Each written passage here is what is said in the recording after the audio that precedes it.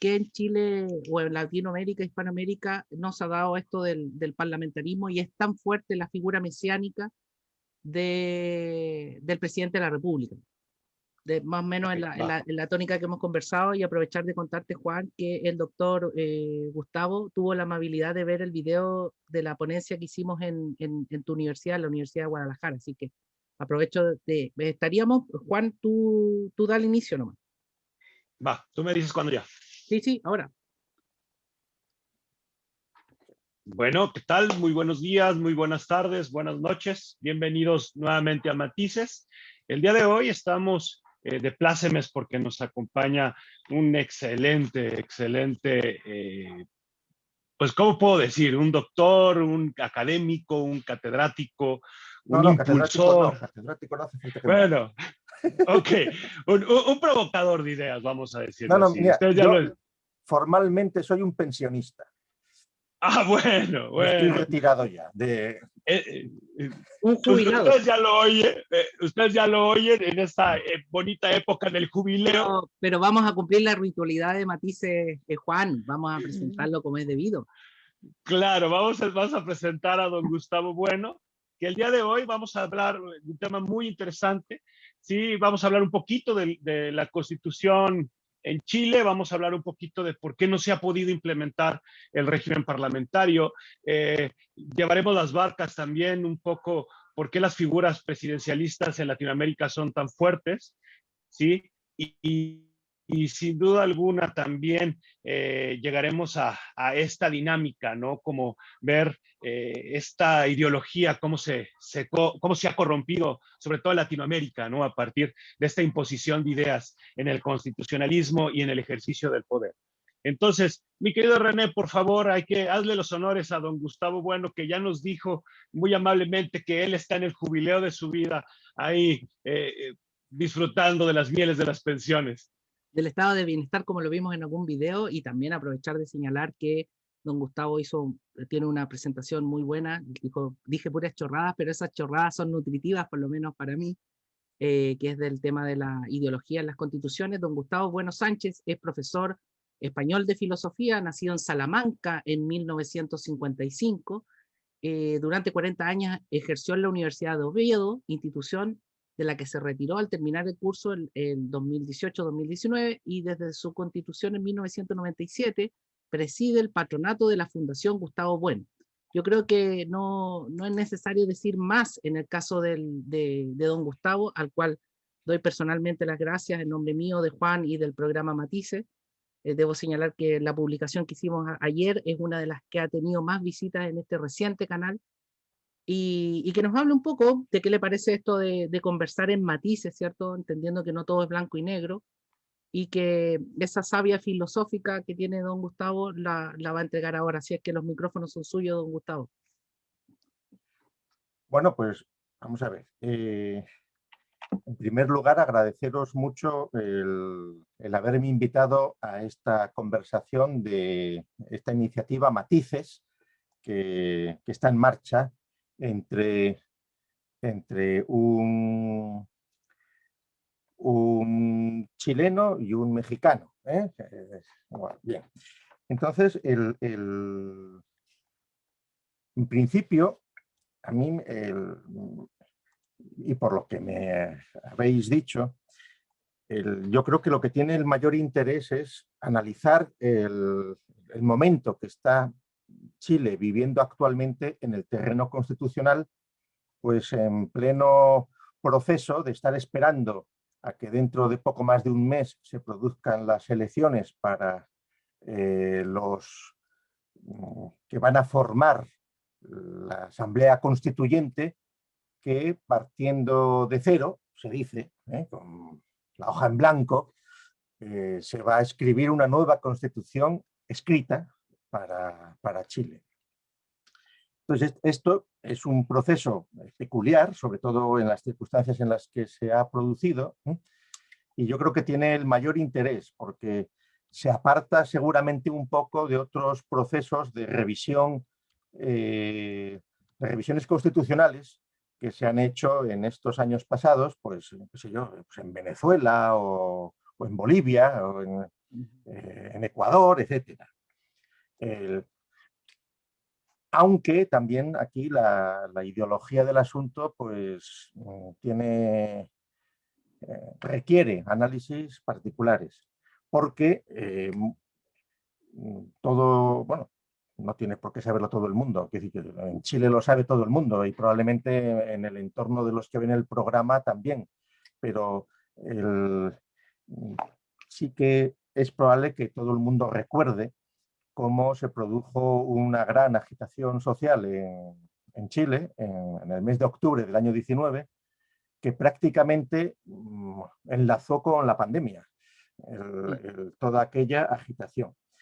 Y a los 40 días de iniciarse un movimiento muy organizado y muy activo y con grandes tensiones sociales y populares y manifestaciones y toda la parafernalia que eso acompaña, con un gran seguimiento mediático por parte de instancias internacionales. Es decir, que en España y por internet pues se podía seguir en vivo pues todo lo que estaba sucediendo, y yo recuerdo haberme pasado pues varias horas viendo allí las manifestaciones, las plazas, la violencia, pues, todo lo que estaba sucediendo, que estaba cubierto pues por algunas de los canales internacionales que suelen jalear estas cosas, ¿no?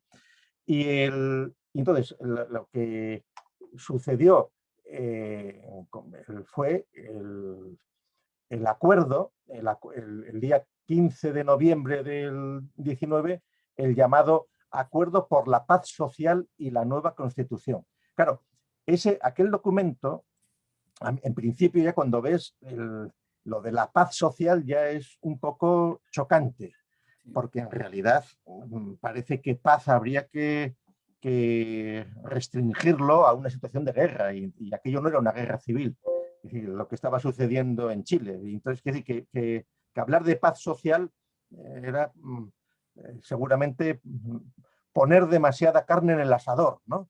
Pero bueno, bien, la paz social y la nueva constitución. Y ahí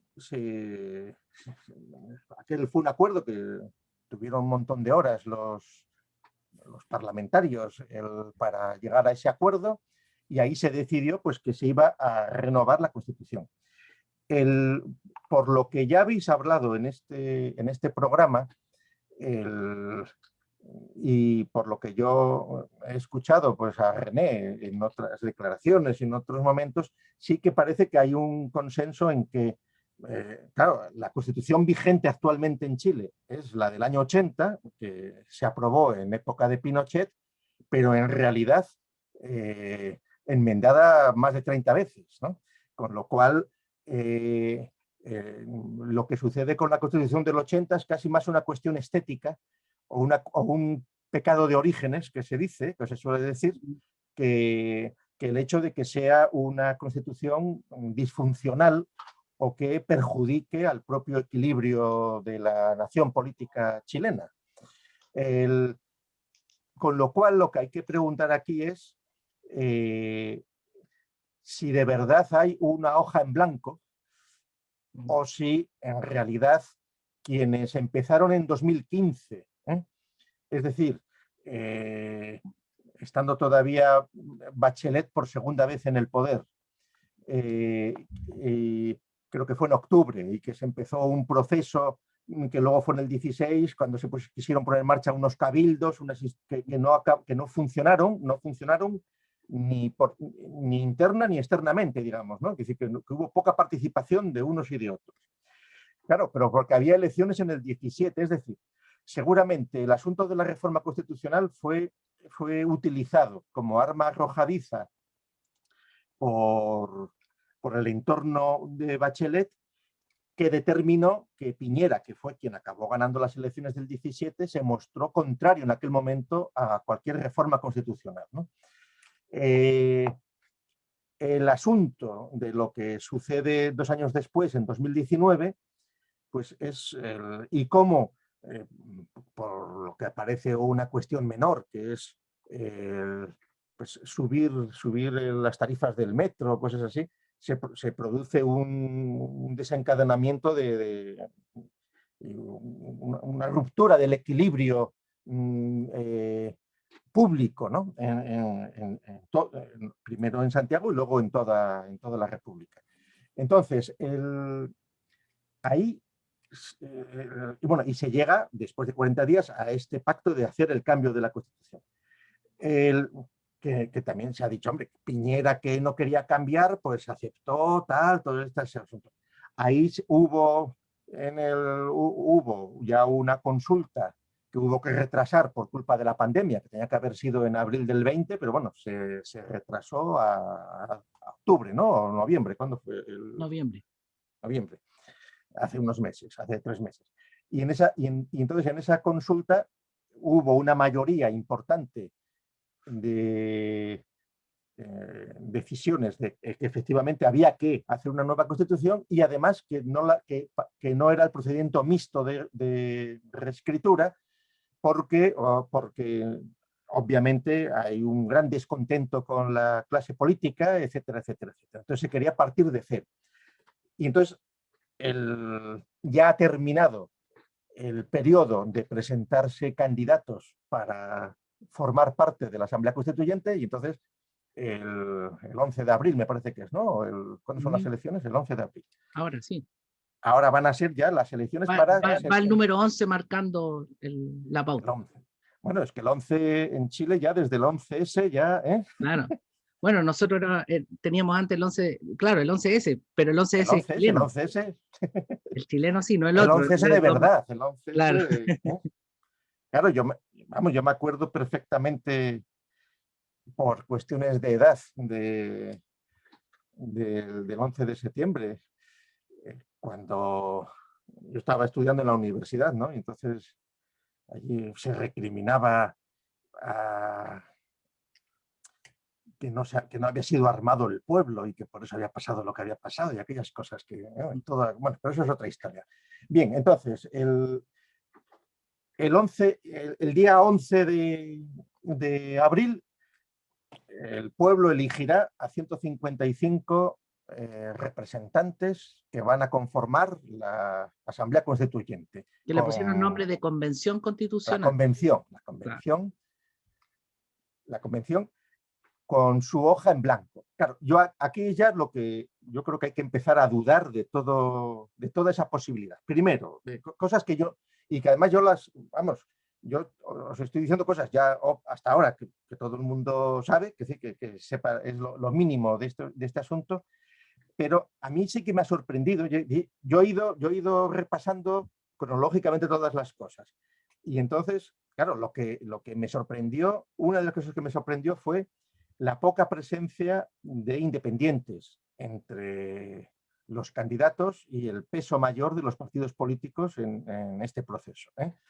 Con lo cual ya esos partidos políticos de los que se supone que mucha parte del electorado quisiera prescindir, pues no. Es decir, que eso está totalmente mediatizado. Como por otra parte no puede ser casi de otra manera, porque claro, el hecho de que unos intelectuales o unos escritores pues digan, hombre, pues debería ir esta persona como candidato porque creemos que es una persona muy cualificada, etcétera, etcétera, como ha habido algunas propuestas, ¿no? Pero claro, en realidad luego, hasta 155, eso se lo acaba comiendo pues la partitocracia realmente existente. Es decir, que casi, y máxime con la trampa o con la declaración de que es una hoja en blanco, cuando luego en realidad van a hacer falta 2/3 de esos 155 para que pueda salir adelante un proyecto que de cualquier modo tendrá que ser refrendado en un referéndum o en un plebiscito, lo que sea. Entonces, aquí el asunto, enlazando con la lección que yo di hace 4 o 5 años, en el año 16, en un curso de verano en Santo Domingo de la Calzada, que lo habíamos, no me acuerdo cómo se titulaba, bueno, nada, no me acuerdo del título del vídeo, bueno, eso no se puede enlazar por ahí. O sea, era un análisis de algunos de los cambios constitucionales, no sé si era de generación o era un término así lo que utilizaba. Bueno, claro, eso en aquel momento, lo que en esa conferencia de clausura de un curso sobre estas cosas, creo que era, ¿no?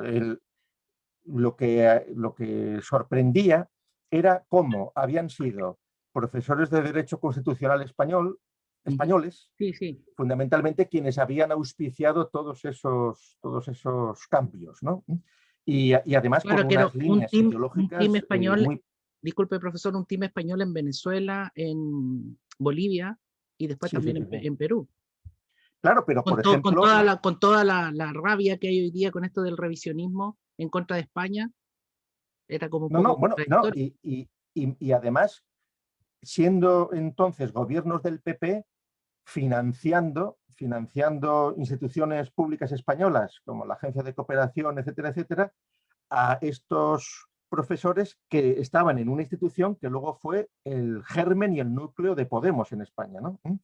Y que y donde uno de los ideólogos principales, el catedrático Roberto Viciano, ha estado en Chile, estuvo en Chile hace unos años, o sea, y con el mismo discurso. Es decir, y entonces la estrategia también hecha por la ONU, es decir, cuando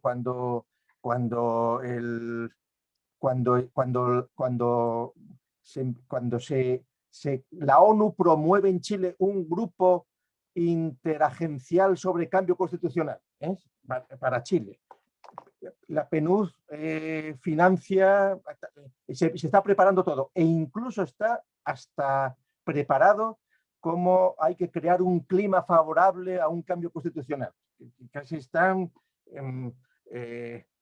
diciendo como que toda aquella agitación que luego acabó llevando este proceso podía haber estado hasta auspiciada o preparada. Pues entonces la cosa ya empieza a ser rara, por lo menos, rara por lo menos. Claro, evidentemente lo que vaya a suceder está por ver, porque pues que diga, en principio que haya un cambio de la Constitución escrita. Porque claro, aquí seguramente uno de los errores o de los engaños que muchas personas pueden creer en Chile o en cualquier otro sitio es que un cambio de la norma escrita, de la Constitución escrita en literatura jurídica, va a suponer un cambio radical de las dificultades vitales que tienen muchas familias en Chile o de la situación de la inmigración legal o ilegal o de lo que sea, que decir que no, eso es, o que se va a conseguir, pues, hombre, no ya una renta básica universal como prometen en un estado de bienestar como es España, sino pues un sistema de seguridad social dependiente del Estado en buena medida o mixto, sin tener que estar ahí sujetos pues, a los avatares de los negocios, de los planes de pensiones privados, ¿no? Y entonces, quiero decir que la Constitución puede decir misa, y efectivamente se puede hacer una carta a los Reyes Magos en cualquier... Pero, ¿qué más da? O sea, sí, vale, todos los chilenos tendrán derecho a la vivienda, tendrán derecho a no sé qué, tendrán derecho a no sé qué más, vale. Pero, ¿y la razón económica dónde queda? Que decir, en estas cuestiones hay que poner los pies en la tierra y qué es, digamos, igual que se ha acusado, con razón, por supuesto, que la Constitución del 80, emanada en tiempo de Pinochet, respondía a los intereses pues, de una oligarquía opresora, feudal, capitalista, lo que se quiera, ¿no? Claro, los cambios que algunos quieren hacer en la Constitución, ¿cuáles pueden ser? Pues claro, efectivamente, que deje de ser que deje de definir solo a Chile como un Estado de derecho para ser Estado social de derecho, por ejemplo, ¿no? Bueno, pero eso eso es para tranquilizar a profesores de Derecho Constitucional o a abogados. Eso tiene luego que plasmarse no en la Constitución, sino en las leyes. Sí, porque aquí hay muchos por supuestos. Es decir, obviamente que la diferencia que sea Estado social, o sea, el Estado de Derecho, Estado social de Derecho, bueno, estos son todo matices ya técnicos que dan por supuesto cosas que no hay por qué dar por supuesto, porque claro, evidentemente todo Estado es social y todo Estado es de derecho, porque y toda Constitución quiere el bien y la eutasia y el mantenimiento del Estado, o de la nación política. Quiere decir que si es que se pueden disociar cuando estamos ya a una escala de no de la Constitución de una nación nueva, sino de la refundición de 200 años de historia, o 210, o los que queráis. No vamos a discutir a partir de cuándo contamos la historia. Pero una realidad nacional que se va constituyendo, por lo menos, pues sí, a lo largo de, pues digamos, desde el año 10 hasta el año 23, durante 13 años, hasta la primera Constitución, pero que es una desgajada de lo que fue el Imperio Español, de lo que había sido una Capitanía General del Virreinato del Perú, etcétera, etcétera. Y que además ni siquiera en el año 18 o en el año 19 o en el año 23 está territorialmente cuajada, porque sí, Chile va... Bueno, y algunos conflictos siguen abiertos territoriales, claro, siguen abiertos, hombre, aunque más o menos siguen abiertos, pero con es decir, que no es la situación, por ejemplo, pues de hace 100 años, ¿no? Cuando todavía pues, hubo sus más y sus menos, militares, que sí que ahora está más en los despachos, ¿no? Claro. Bueno, aunque hay reclamaciones importantes en la Antártida, etcétera, pero bueno, Estados Unidos no los reconoce y tal. Quiere decir que hay una serie de frentes abiertos desde el punto de vista de lo que nosotros llamamos la capa basal, o sea, el territorio apropiado por el Estado chileno. Y entonces eso es una cosa importante. Y entonces yo aquí lo que habría que preguntar es si se trata solo de una operación estética, digamos, vamos a quitar esta Constitución que tiene el pecado de haber nacido en el año 80 de la mano de Pinochet, aunque le hayamos hecho 31 enmiendas o reformas, y vamos a refundir y hacer una Constitución, y además, si se quiere, pues eso, acorde al siglo XXI. Claro, cuando en ese paquete ya se introducen luego que habría que adaptarla a las tendencias nuevas del derecho, se dice. Y entonces hace una lista ahí que va desde el animalismo a cuestiones de feminismo, a cuestiones de federalismos, o a cuestiones que en algunos casos pueden ser peligrosas, o sea, disolventes o significar cambios muy grandes para la realidad actual de Chile. Que aquí lo que habría que preguntar es, ¿existe en Chile al margen de todo el aparataje tecnológico, ¿no? de la constituyente, de las elecciones, del todo el proceso que va a durar 9 meses más 3 meses de ese año que se van a pasar ahí? Claro, existen planes y programas para el futuro de Chile, o quién los tiene, y qué partidos los tienen y de qué manera, o porque no, yo prefiero creer que claro que hay planes y programas, aunque sean incompatibles, a pensar que hay una ingenuidad absoluta y que como si fuéramos ángeles caídos del cielo, nos creyéramos que el pueblo va a votar a 155 representantes constituyentes y ellos sobre un folio en blanco lo van a escribir. Entonces eso sí sería para echarse a temblar, ¿no? Bueno, y no digamos nada si esos 155 que salen elegidos, pues dicen, no, pues vamos a pedir el asesoramiento de expertos de la ONU o de expertos constitucionalistas españoles, ¿no? Claro. O italianos o lo que sea. Pues eso, o bueno, o de Pero, Venezuela. profesor, hay un punto que usted deja muy en claro, que es el listado de derechos, ¿cierto? Esa es la parte más sexy, ¿cierto? Todos podríamos hablar de un listado de derechos. También Claro. se habla mucho del tema económico y cada uno tiene una opinión, una visión respecto al tema económico. Pero quizá ha estado ausente del debate, y ahí es donde quiero que hagamos algo respecto a Hispanoamérica, en torno al rol y la figura del presidente de la República, el presidente de la República de México, de Brasil, de Argentina, etcétera, de Chile, que, que no tiene la diferencia técnica que está en los estados europeos, que es la diferencia entre un jefe de Estado, un jefe de gobierno, luego si cae el jefe de gobierno, no cae el Estado en su conjunto.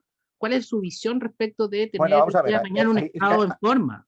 sí, ahí hay muchos modelos. Es decir, Francia es presidencialista, pero el presidente de Francia nombra al jefe del gobierno y lo puede quitar en cualquier momento.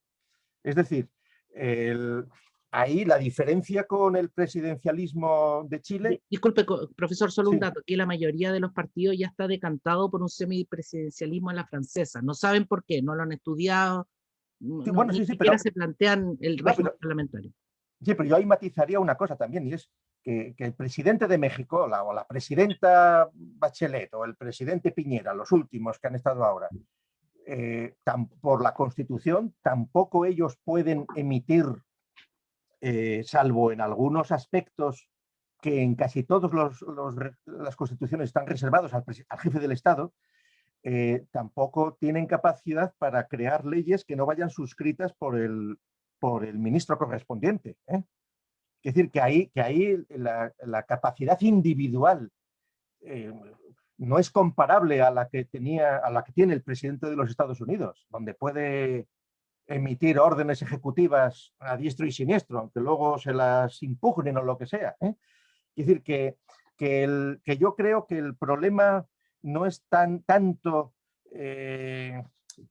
Sí, efectivamente, porque, ojo, en la Constitución chilena también está previsto qué sucede si la persona que une la jefatura del Estado y la jefatura del gobierno pues tiene un accidente y se muere. Pues hay mecanismos sucesorios, que nunca hay un vacío de poder. Están las cámaras, está tal, eso está previsto. Es decir, yo no veo tan grave la cuestión del presidencialismo porque ese presidencialismo está mediatizado por otro montón de instituciones, que no es lo mismo el caso de Chile que el caso de México, entre otras cosas, porque tampoco es lo mismo 18, 19, 20 millones de habitantes que 120 millones de habitantes, o la situación de México, pues territorialmente más grande, con un estado, pues con una nación con un montón de estados, pues en una federación, etcétera, etcétera. Y entonces, seguramente, dicho de otra manera, pues, yo, obviamente no tengo o sea, ¿qué más? Lo que quiero decir es que el hecho de que se disocie la jefatura del Estado y la jefatura del gobierno per se no va a cambiar grandes cosas, o no tendría por qué cambiar grandes cosas y no va acompañada de otras cosas. Es decir, seguramente aquí tiene mucho que ver con el peso institucional. ¿Y por qué?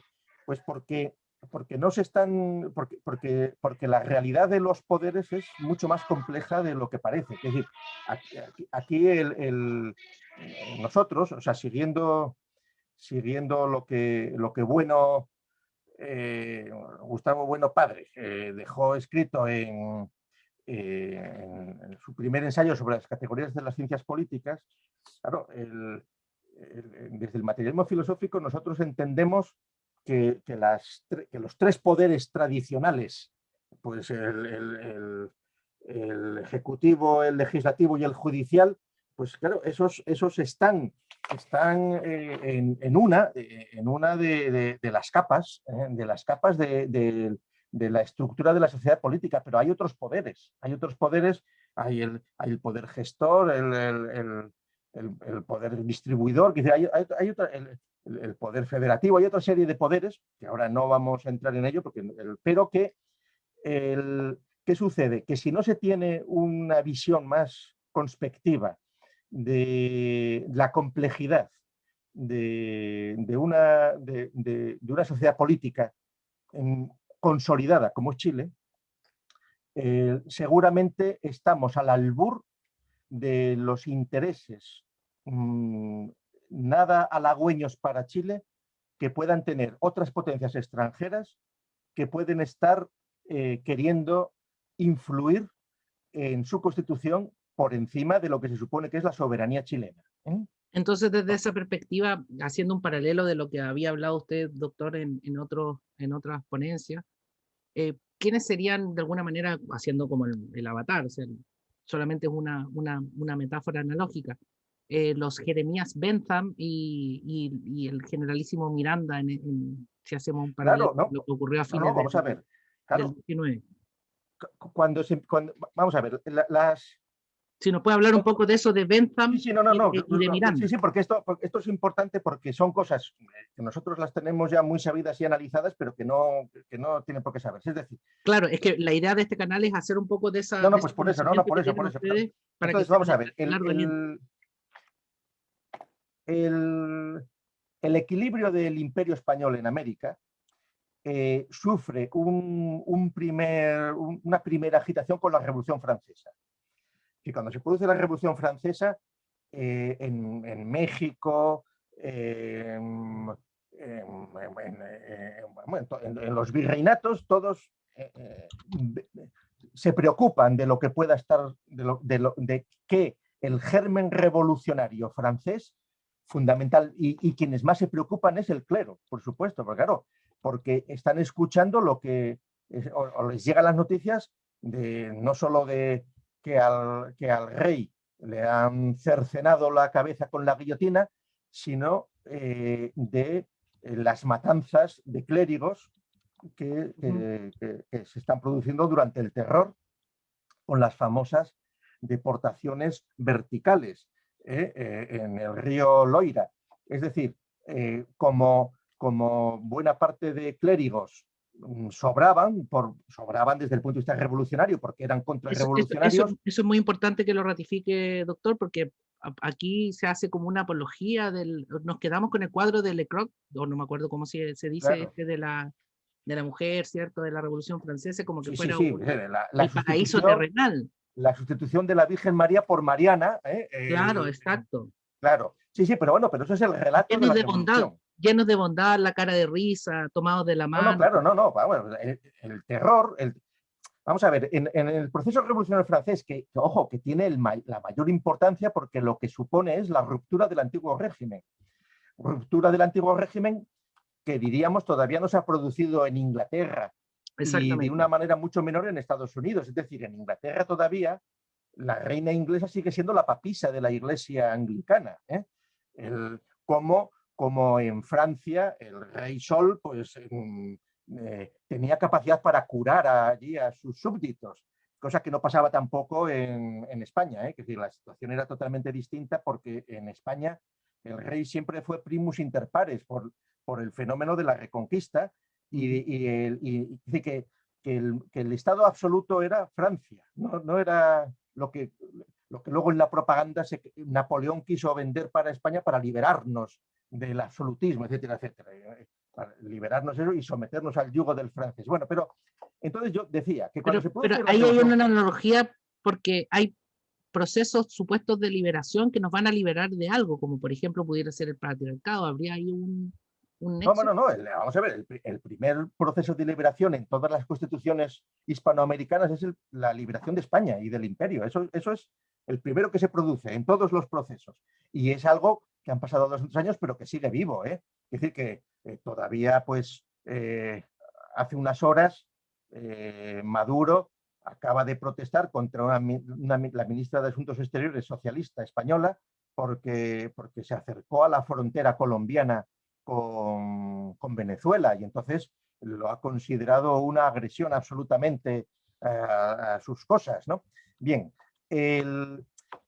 sí que es muy importante el decir, la idea aquella. En el terror, los revolucionarios jacobinos entienden que una parte del clero que no está a favor de la revolución es el elemento más contrarrevolucionario, monárquico, etcétera, y entonces, como sale muy caro, es muy difícil mandarlos al exterior, deportarlos fuera del país, se inventan las deportaciones verticales, los meten en barcazas y los hunden en el Sena, en el Loira.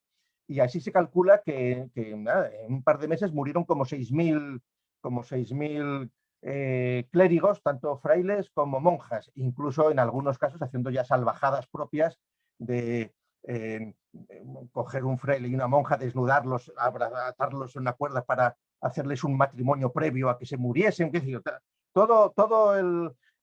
también aquí puede haber mucha literatura pues monárquica y del antiguo régimen contra la revolución, pero eso es así. Y entonces esas noticias llegan a América, llegan a la América que habla español y todos se preocupan muchísimo. Y entonces comienza una caza de brujas y ahí comienzan a producirse ya unos mecanismos criollos de pensar que hay que poner freno a posibles procesos revolucionarios que pueden pasar en Europa. Claro, ya el no va más es cuando Napoleón invade España. Y entonces no hay que olvidar que tanto en Chile, en el mismo mayo del año 10, ¿no? ¿O cuándo fue? En septiembre. En septiembre, 18, efectivamente, sí, porque el equivalente aquí en Asturias, donde yo estoy, fue el 25 de mayo. Y en Chile fue el 18 de septiembre, ¿no? Fue cuando... Y que es equivalente al grito de Hidalgo. Claro, y lo mismo que el grito de Dolores. Quiere decir que es Napoleón ha invadido el Imperio Español y ha secuestrado a Fernando VII. Y entonces nosotros asumimos la soberanía en nombre de Fernando VII. Uh-huh. Ese es el proceso. Y entonces, claro, y lo que dice Hidalgo, es decir, contra la Revolución Francesa, la Virgen de Guadalupe, que, que todas estas cosas, contra el ateísmo, que está movido por la Iglesia, con razón, es decir, tenían sus razones. Claro, esos procesos, y luego, en la misma independencia de México, pues qué sé yo, cuando Morelos, creo que fue en el año 13, escribe aquello de los sentimientos de la nación, no, en absoluto está pensando en la independencia de México, está hablando de toda América. O sea, él está hablando de que toda América tiene que separarse de Europa y hacer... Claro, luego van funcionando los intereses ya particulares de familias, de grupos criollos, y siguiendo las estructuras organizativas que tenía el imperio, pues se va fragmentando. ¿Y quién agita fundamentalmente eso? Inglaterra. Eso lo agita Inglaterra. Es decir, Jeremías Bentham está escribiendo constituciones para las nuevas repúblicas americanas y constituciones en español. Y Bolívar se trajo varios ejemplares de constituciones en español en general que podían valer para lo que fuera. Porque, ojo, y no hay que olvidar que Jeremías Bentham es el que se inventa también el adjetivo internacional. O sea, derecho internacional lo acuña Jeremías Bentham el mismo año en el que se produce la Revolución Francesa. Y donde por primera vez se utiliza el derecho internacional entre naciones es en Hispanoamérica. Es decir, yo ahí les recomiendo que lean en nuestro sitio de internet filosofía.org un artículo, ponen Derecho Internacional. Entonces ahí está hecha la historia de la construcción del concepto de Derecho Internacional. Y entonces es curiosísimo porque muchos profesores actuales de Derecho Internacional creen que las primeras cátedras de Derecho Internacional, pues unos discuten si se puso en Yale en Estados Unidos a finales del 48, en el 50, si se puso en la Sorbona en el 52. No. La primera cátedra se puso en Caracas. En la Gran Colombia. En la Gran Colombia, entonces en el año 22. ¿Y por qué? Porque eran las cátedras de derecho de gentes o el que se transforman en derecho internacional. Claro. Entonces, y con los mismos catedráticos, y entonces, y los primeros libros que se llaman de Derecho Internacional están escritos en español. Incluso los mismos libros en unas ediciones todavía no le habían quitado lo de Derecho de Gentes y en otras ya ponían Derecho y maquillaban un poco y ya estaba. Entonces, ¿por qué? Porque las primeras naciones políticas nuevas que surgen después de la Revolución Francesa son las repúblicas americanas que hablan en español, jaleadas por la invasión napoleónica, porque Francia siempre quiso ser la heredera del Imperio Español o hacerse con él.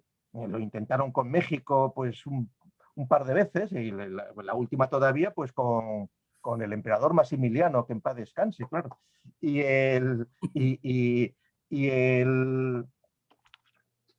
Pero quien sacó tajada en serio fue Inglaterra. Es decir, Inglaterra estaba detrás porque desde el punto de vista inglés lo que le interesaba era un montón de naciones que fueran repúblicas independientes, que se pudieran endeudar con los prestamistas asentados en Londres y bueno, pues es bien sabido, es decir, Argentina sigue todavía pagando deuda del siglo XIX. Chile, que tiene muchos más recursos naturales, pues es seguramente la república hispánica menos endeudada exteriormente, es decir, que está en un 14% o algo así con respecto al PIB, es decir, que nada, es una cosa menor, y tiene un montón de fondos soberanos fuera, es decir, que la situación económica a escala del Estado, de la acción política, es muy diferente a la de otros sitios, con todo lo que eso supone. Es decir, que esa es la razón por la cual seguramente Chile no ha tenido necesidad de renunciar a su soberanía tan gratuitamente como otras repúblicas mucho más inestables, y donde los problemas internos facilitan que se puedan entrar en aventuras ideológicas peligrosísimas, pues eso, estados plurinacionales, o bueno, lo que está pasando en Venezuela, etcétera, etcétera. Pero claro, ese no es el caso, en principio no es el caso de Chile, no es el caso en principio, con lo cual no quiere decir que en Chile no haya unas grandes diferencias sociales respecto a la riqueza nacional que tiene Chile, que haya unas oligarquías con muchísimo dinero, que esté surgiendo una clase media cada vez más potente, pero con grandes dificultades, y entonces, claro, y donde además sociológicamente, en el caso también de Chile, buena parte del izquierdismo, del radicalismo, sociológicamente hablando, que se ha producido en Chile, no procede de los elementos más marginados, sino de elementos exaltados dentro de las propias oligarquías económicas, ¿no? Es decir, que eso es... Pero hay un tema, porque, por ejemplo, de lo mismo que usted ha transmitido en otros videos, España está hace mucho rato con un sector cierto importante político de querer también cambiar la constitución. Esa es como una de las banderas de lucha, ¿cierto?, del sector de poder. No, pero vamos a ver, pero claro, pero porque y ahí en España, hay una... ojo, en España hay quienes quieren acabar con la monarquía y convertirlo en una república. Y eso está unido a unos procesos secesionistas en España, de todo el mundo sabidos, que curiosamente se presentan como de izquierdas, cuando en realidad son absolutamente propios de querer volver al antiguo régimen. Es decir, el querer, bueno, y que se da pues, en el PNV en el País Vasco, que es un movimiento de origen católico y con la voluntad de consagrar el País Vasco al corazón de Jesús, que en Cataluña es absolutamente también movido en entornos de sacristía, y la única peculiaridad así más extravagante es lo que sucede en Andalucía, donde acaba de ser el día 28 el Día de la Patria Andaluza, y allí en Andalucía el padre de la patria andaluza es nada menos que Blas Infante, que es un converso al Islam, y que Blas Infante lo que pretendía él era no separar a Andalucía del resto de España, sino extender Andalucía por toda España, reconvirtiéndola al Islam. Es decir, mientras que los catalanes y los vascos nacionalistas secesionistas eran católicos defensores del antiguo régimen, del carlismo, de la tradición, que no querían saber nada del liberalismo y de las ideas liberales y anticlericales, etcétera, etcétera, Andalucía ya dio un paso más adelante porque se han tragado, claro, evidentemente que Blas Infante en Andalucía pues se convirtió al Islam, procura pasarse por encima, no interesa, no es políticamente correcto decirlo. Y entonces, claro, los intentos de cambiar la Constitución en España van unidos fundamentalmente con la voluntad de romper la unidad nacional española. Pero no te digo que no se puede hacer. ¿hubiera ahí alguna sintomatología, por ejemplo, en el caso latinoamericano, por el tema indígena? Mencionando que No, se quiere la plurinacionalidad, se quiere el tema, esta en Chile. Absolutamente, mira. Todas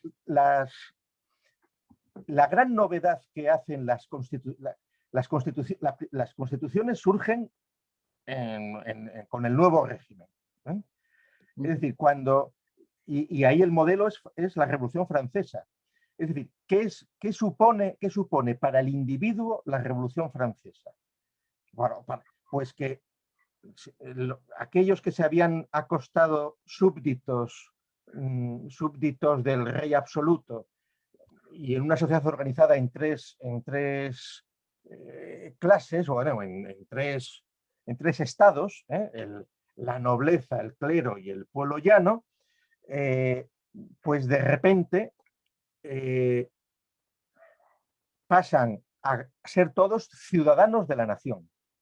Y la soberanía está en los ciudadanos. Ese es el gran cambio filosófico-político que se produce. Es decir, la soberanía ya no está en el rey, sino que la soberanía pasa a estar en la nación.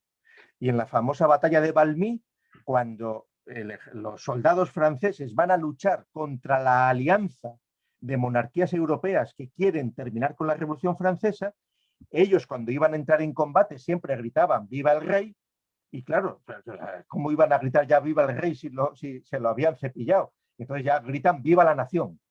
Y ahí es donde se comienza a tomar constancia del nacimiento de las naciones políticas modernas, donde la soberanía está en el pueblo.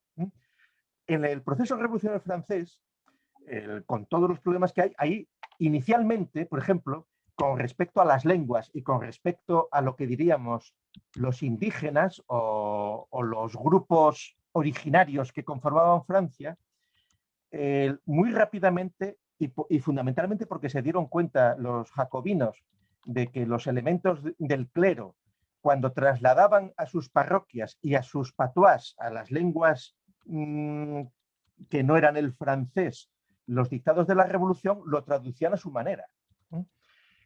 De modo que muy rápidamente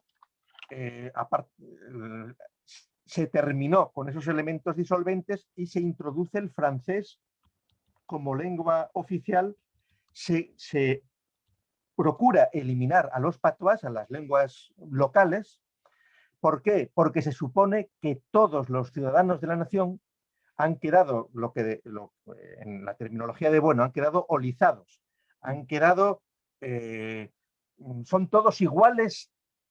Esto es toda una especulación teórica, pero son todos iguales ante lo que va a ser la Constitución y ante los derechos del hombre, que en el caso de la Revolución Francesa son los derechos del hombre y del ciudadano. Y entonces, claro, y aquí es muy importante porque los derechos del hombre son de tipo ético, son de tipo individual. Es la Declaración del 48, después de la Segunda Guerra Mundial. Pero los derechos del ciudadano de la Revolución Francesa ya son derechos políticos, son derechos morales, no solo éticos. Y entonces el asunto ahí es muy importante porque ese es el modelo de que la soberanía pasa a depender de la nación, es el modelo que caracteriza lo que nosotros entendemos como el primer género de la izquierda jacobina, porque se empieza entonces a hablar de izquierda ya, en sentido político. No existía la derecha, es decir, la derecha va a comenzar a existir cuando se defina en el Parlamento francés que quienes están a la izquierda son los que están contra los derechos de los nobles y del rey. Y entonces, ¿qué sucede? Que en España, en la Revolución Española que se produce a raíz de la invasión francesa en Cádiz en 1812, la Constitución del año 12, que es una constitución que no la hacen los de la península, donde hay representantes de todas las partes de América que pudieron llegar a Cádiz. Y de hecho, la Constitución de Cádiz del año 12 es la Constitución de todos los españoles de ambos hemisferios. Y tuvo un gran influjo, y tuvo más influjo incluso la Constitución de Cádiz que las constituciones hechas por Bentham en Londres, que no pasaron de ser más desiderativas, más proyectos. ¿Por qué? ¿Y por qué no? Dicho de otra manera, ¿por qué fracasó el proyecto constitucional de Bentham en las repúblicas americanas, aunque lo intentaron y aunque influyeron en muchas naciones? Pues porque había ya unas estructuras preexistentes, porque no se estaban creando estados nuevos, se estaban fragmentando un imperio en distintas repúblicas que enseguida entraron en conflicto entre ellas, que el caso de Chile empezó siendo menor de lo que luego fue territorialmente, porque fue invadiendo, fue avanzando, fue construyendo apropiándose de otros territorios que no eran de Chile desde la prehistoria, ni siquiera en la época imperial o del virreinato. Y entonces eso fue eso determinó que la Constitución de Cádiz tuviera mucha más influencia o una influencia importante en el constitucionalismo hispanoamericano, ¿no? Y entonces, volviendo a lo que suscitabas con respecto a los pueblos indígenas, ¿no? Claro, hubo sitios donde esos problemas fueron menores. ¿Por qué? Porque el imperialismo generador que había sido ejercitado por España, donde en el Imperio Español la actual España era una parte más del imperio.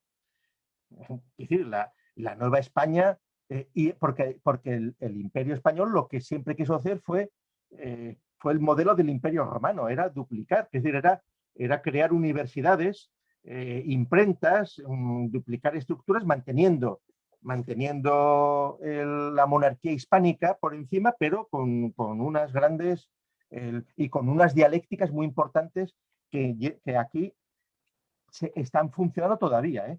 No hay que olvidar una cosa que se suele olvidar, pero que conviene recordarla. Cuando se produce el descubrimiento de América,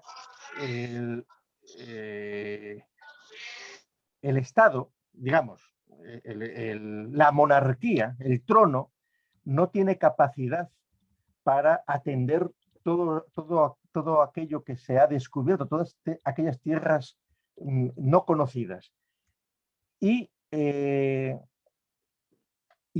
los primeros años hay una decisión de que aquello es prioritario con respecto a continuar la lucha contra el Islam por el norte de África. ¿Por qué? El argumento es teológico, porque los musulmanes son renegados del cristianismo, mientras que lo que aparentan los pueblos americanos es que no han conocido el cristianismo. Y entonces es prioritario evangelizar y cristianizar. Bien, entonces, obviamente, todo ese proceso se hace a la par entre el trono y el altar. El altar inmediatamente ve en el Nuevo Mundo como la posibilidad de crear una Arcadia feliz, de evitar todos los males que hay en Europa. Y plantean que esa evangelización se haga en latín. Y entonces los proyectos pues, del año 10 del siglo XVI por parte de la Iglesia sería enseñar en latín, a lo que se opone inmediatamente Fernando el Católico. Dice, no, no, no, no. Hay que cristianizar y castellanizar.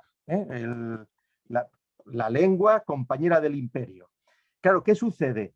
Que inmediatamente la estrategia de la Iglesia va a consistir en muchos sitios en lo siguiente, en decir, no, es que lo que sucede es que estos pueblos recién descubiertos no van a ser capaces de aprender español y de que se les cristianice en español. Y entonces es mejor que nosotros aprendamos sus lenguas para cristianizarles en sus lenguas. Claro, ahí hay una voluntad absoluta de poder. Es decir, quienes no tenían capacidad de aprender las lenguas vernáculas eran los burócratas, los abogados o los soldados, pero sí el clero.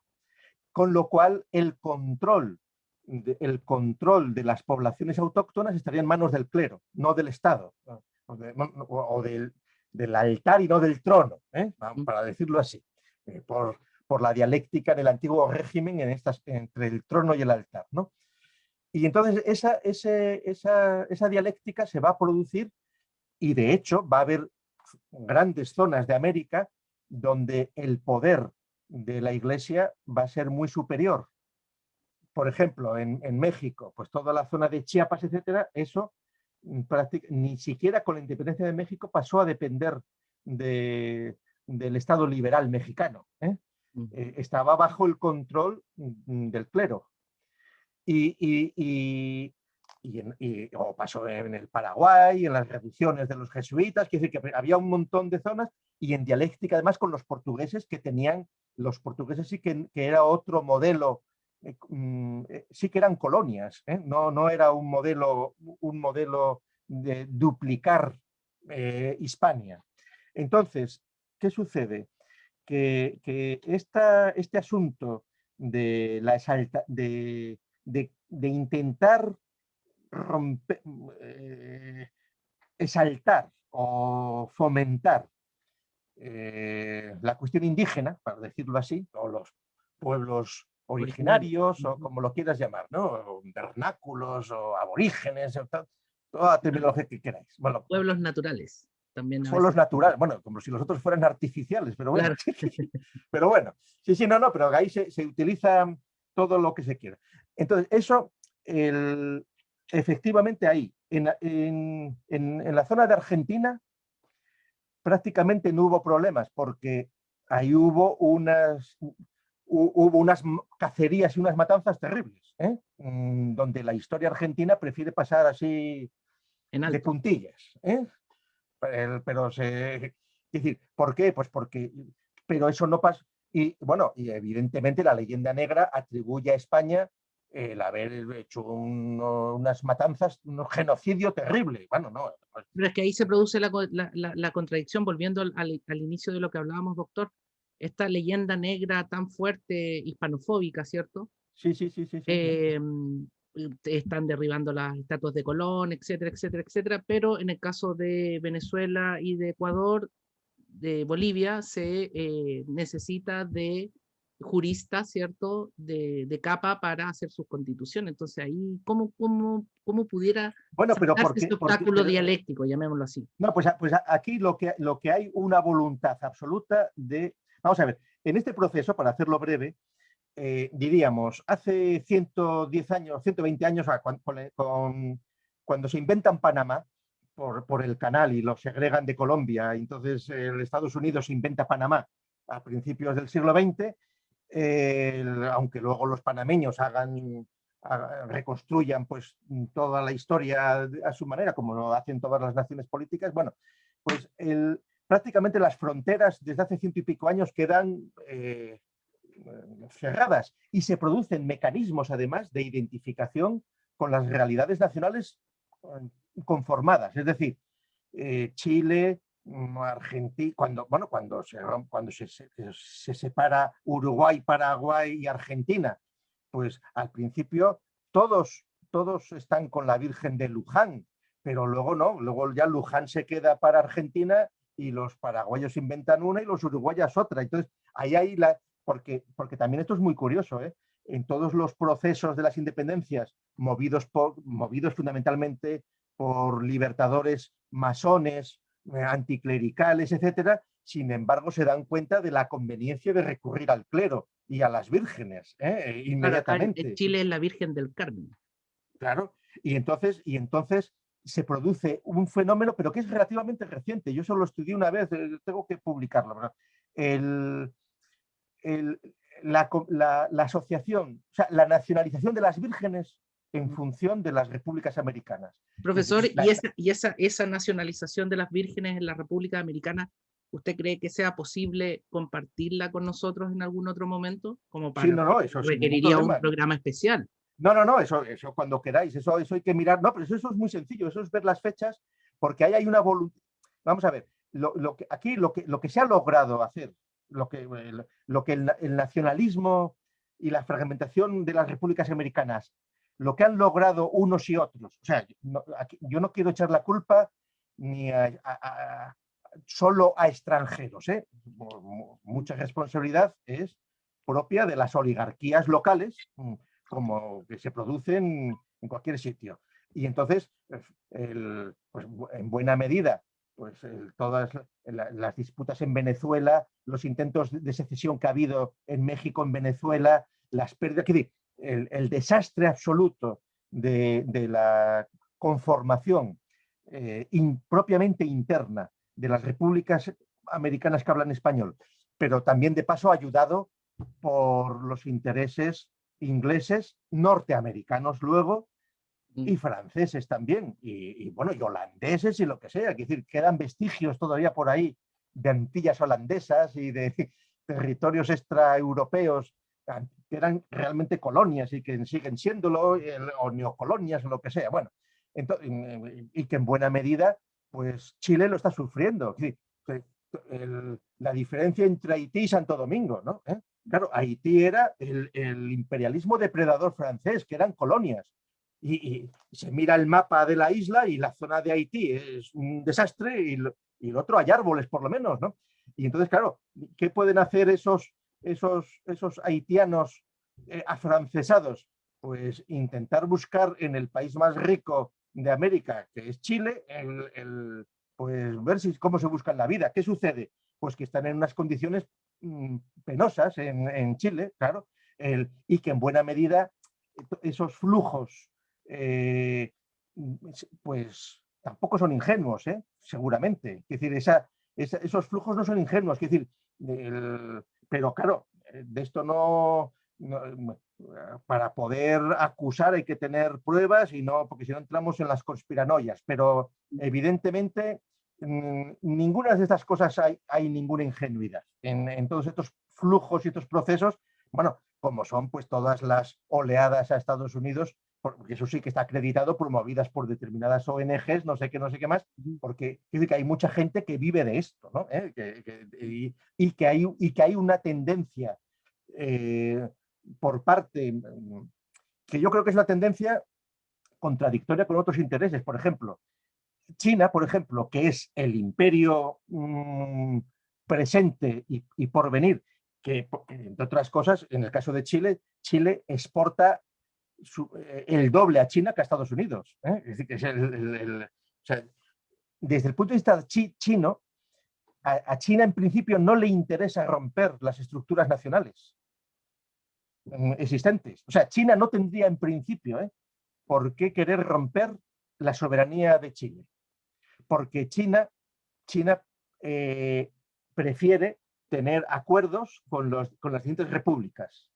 Y así, entonces, desde esa perspectiva, para ir entendiendo bien y un poco redondeando el programa que se nos... para que no ha surgido casi un programa académico de lo que pudiéramos tratar más adelante. Es necesario entonces divulgar técnicamente, o sea, hacer divulgación en el buen sentido de la palabra, de términos tan técnicos como Estado y nación, soberanía, eso por lo No, no, menos, claro, esa es que trilogía. eso, vamos a ver, es que eso es absolutamente imprescindible, porque si no, no se sabe de lo que estamos hablando. Es decir, aquí, hoy por hoy, Chile es un Estado soberano. ¿Eh? Ojo, aunque ya muy tocado por todo pues, la agitación o la realidad, que sí que eso es algo que no se puede, pues de todo, pues de los mapuches y de las otras 10 pueblos originarios reconocidos, ¿no? Que hasta en Atacama tenéis también el vuestro. Claro, mira, yo te voy a decir una cosa.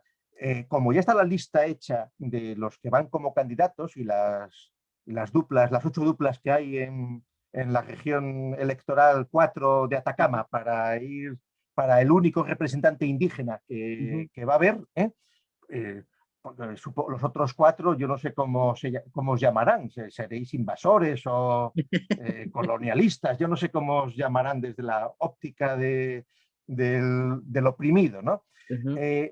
Bueno, pues me he entretenido esta mañana buscando un poco los nombres de esos candidatos, esas duplas, hombre y mujer, tal, bueno. Y en 2 o 3 casos me he encontrado que son personas que, sin dudar de que puedan acreditar que son indígenas, pero, bueno, son indígenas, es que eso es un absurdo decirlo así, es decir, son chilenos, porque aquí lo que se está discutiendo es si son chilenos o no son chilenos. Y entonces, digamos, la Constitución de Chile tal como está, o a lo que se va, ya, por lo pronto ya es sexista, que no me parece mal, es decir, que tiene que haber una paridad que no se va a poder lograr, porque, claro, 155 es impar. Entonces, bueno, pero habrá una mujer más, porque por eso todas las listas tienen que empezar por mujer, ¿no?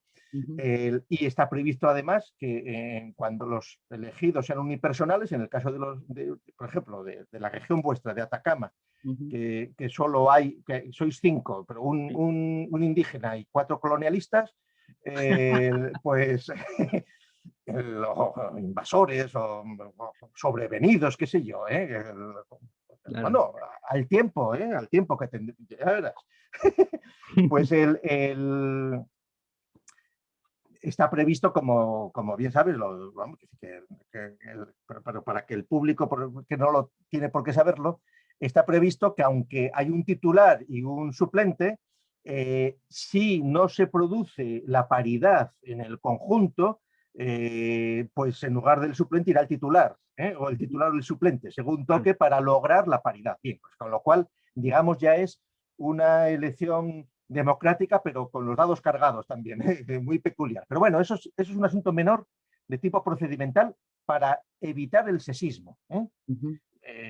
Bien, ahora, lo más grave es que el proceso sobre el folio en blanco ya está viciado de racismo, porque en el fondo lo que no está haciendo ya la Constitución de Chile, la Constitución no nata, o sea, la que va a venir, puesto que está organizándose con los mimbres de lo que hay, es reconocer 10 pueblos indígenas que tienen derecho a nombrar a 17 Convencionalistas. ¿Cómo? Convencionalistas. Convencionalistas. Y donde en principio no son pueblo chileno, porque ellos dicen que son pueblo atacameño, o pueblo lo que sea. Oya, Aymara. Aymara, bueno, y entonces, sí, pero entonces, fíjate tú, ¿existe el pueblo chileno entonces o no? O ellos no son pueblo chileno, eso es muy grave. Eso es muy grave porque está rompiendo totalmente lo que era un principio de las constituciones nacionales clásicas, es decir, la soberanía está en el pueblo. ¿Y cuándo empezó a producirse eso? Eso empezó a producirse ¿por intereses de quién? Pues fundamentalmente de las multinacionales y de los países que no tienen constitución, como es Inglaterra. Inglaterra no tiene constitución, no la necesita, y Estados Unidos tienen 7 artículos, joder, en su constitución y unas cuantas enmiendas. ¿Por qué? Porque es otra cosa. Y sin embargo son los que están promoviendo que haya unas constituciones de derechos totalmente puntuales. ¿Por qué? Y en el caso de Argentina se produjo, perdón, de Brasil, porque grandes intereses internacionales en materias primas, en plantas, en productos farmacéuticos, en territorio, en construcciones, prefieren tratar con aquellos pueblos originarios que han reclamado no una reserva, sino un territorio que reclaman como suyo. Claro, entonces eso es un asunto que rompe la soberanía nacional.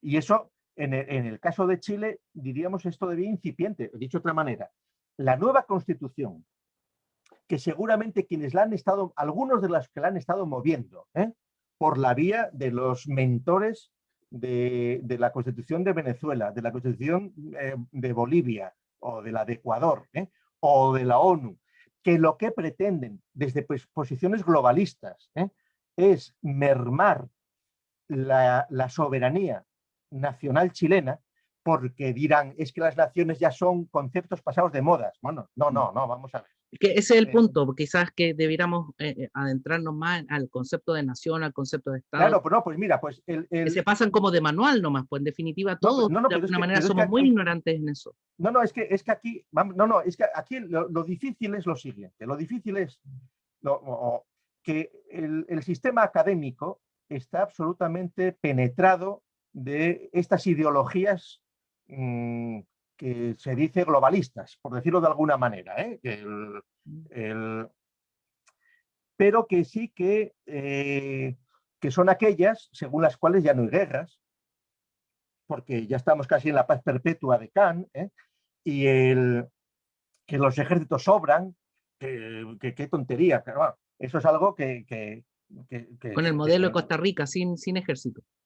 Claro, pero Costa Rica es muy peculiar y tiene luego sus... y también Suiza, ¿no? Son claro, modelos muy peculiares. El Vaticano tampoco tiene ejército, solamente la Guardia Suiza. Claro, y bueno, y Panamá teóricamente no tiene ejército tampoco, tiene una policía interior, pero porque en los pactos de abandonar el canal, pues estaba así previsto. Entonces, quiere decir que en cada país hay que estudiar, hay que ver qué sucede en cada país. Ahora, con esto, ¿los ejércitos para qué sirven? Pues hombre, en principio, el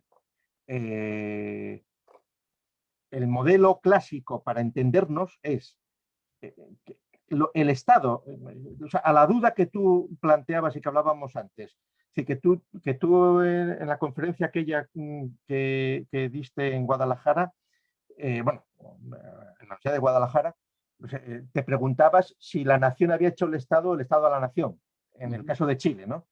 Bueno, pues ahí, claro, efectivamente, ni una cosa ni la otra. O sea, ha sido un proceso concurrente a partir de unas instituciones preexistentes y que se mantienen. Es decir, cuando la Universidad de Chile pone el año de fundación, pues...